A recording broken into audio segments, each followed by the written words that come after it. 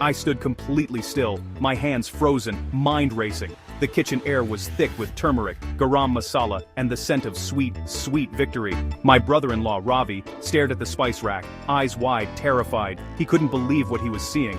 Neither could I. It was chaos. But it was my masterpiece. All because he told me to use my common sense. So I did. I arranged his precious spices alphabetically, by their Latin names. This wasn't just about a spice rack, it was about respect. Ravi had spent the day treating me like a doormat. He thought I was a fool. He had no idea what was coming. His own words became my weapon. The kitchen was just the beginning. As he stood there, jaw dropped, I knew he was finally understanding. My heart thumped like a dole at a wedding. Part of me was scared. Ravi was a big man with a big temper, but mostly, I felt the joy of justice. For hours, he'd barked orders, insulted me, made me feel small.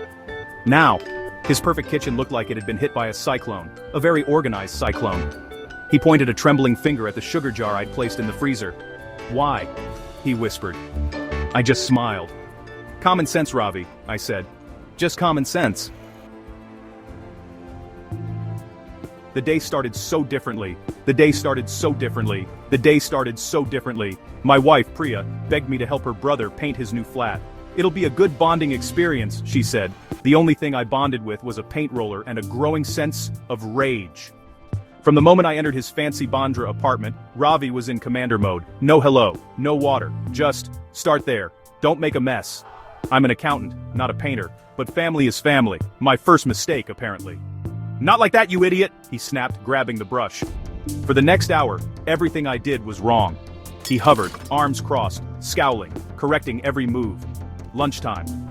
Priya packed aloo parathas. Ravi sneered, ordered a salad, and ate it in front of me. He didn't offer a bite, just bragged about his business deals. I sat quietly, anger bubbling.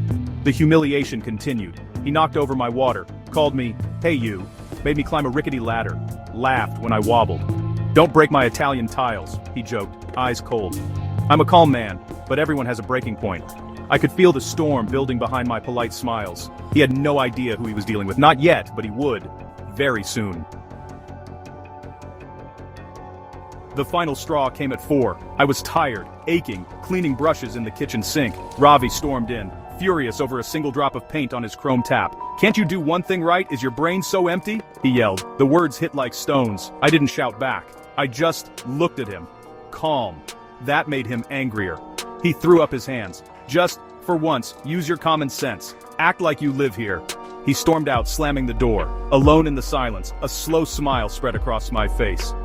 "Act like I live here," I whispered. "If you insist, Ravi."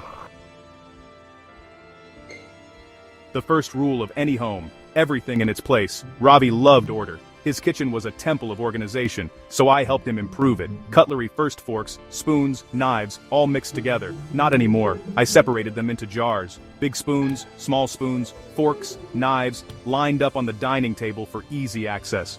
Why walk to a drawer when you can just reach out?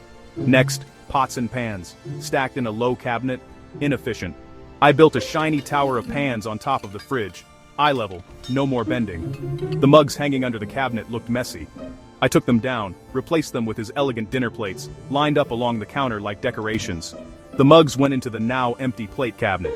Out of sight. Out of mind. The kitchen was starting to feel more personal.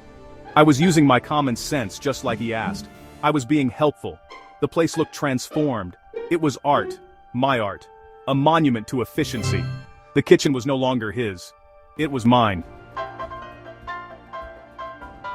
Next rule, everything in the right place. The spice rack? Organized but not practical. So, I poured turmeric into the sugar bowl, chili powder into the salt shaker, garam masala into the coffee tin. Now, he'd have to trust his instincts. Food storage? Milk on the fridge door? Bad idea. I poured it into a saucepan on the stove, ready to boil. Eggs in the carton? Too impersonal. I placed each egg in the ice tray in the freezer. Perfect fit, longer lasting. Cleaning supplies under the sink. Too many fumes. I moved them to the balcony, next to his potted plants. Better ventilation, more charm.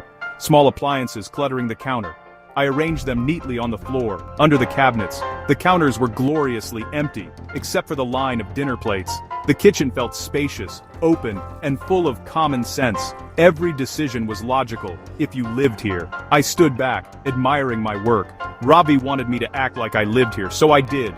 Every detail, perfectly wrong. The transformation was complete. Now I waited. An hour later, Ravi returned, towel around his neck. "Let's just finish this," and he stopped, finally seeing the kitchen. He froze, mouth open, brain crashing. His eyes landed on the tower of pans on the fridge, the jars of cutlery on the table. His expensive dinner plates lined the counter like a gallery. Small appliances sat on the floor, neat as robots. He shuffled to the stove, peered into the saucepan. "Is that milk?" He opened the freezer, eggs in the ice tray. He slammed it shut, spun around, wild-eyed. He saw the empty spice rack, the sugar bowl. He sniffed it. Turmeric. "You put turmeric in my sugar bowl?" He choked. He stumbled, bumping into the counter. I stood by the sink, calmly wiping an already spotless surface. I smiled. "You told me to act like I live here. I just organized things a bit, made it more homely." He stared, emotions battling on his face. Anger, confusion, disbelief, horror. He wanted to scream but couldn't. Every action was born from his own command. He had told me to use common sense, and I had. The kitchen was a funhouse of logic. He was trapped by his own words. I watched him, silent. The lesson was clear. Respect is a two-way street. He finally understood, or at least he would. Ravi stood speechless. He looked at his beautiful, destroyed kitchen, milk on the stove, eggs in the freezer, spices all wrong. He understood this was no accident. This was war, fought with his own weapon, common sense. His face, once red with anger, was now pale with shock. He finally whispered, "But why?" He couldn't get angry. If he did, I'd calmly explain the logic behind every move. Cutlery on the table, closer to where you eat. Pans on the fridge, no bending. Cleaning supplies on the balcony. Better air. It was all perfectly, infuriatingly logical. He'd walked into his own trap. I picked up my bag, ready to leave. I paused at the door, looked him in the eye. The arrogant man from this morning was gone. In his place, a confused, broken man in the ruins of his kitchen. Next time you ask for help, Ravi, try asking with a little respect. It's just common sense. I walked out, leaving him with his thoughts. And now I ask you, was I wrong?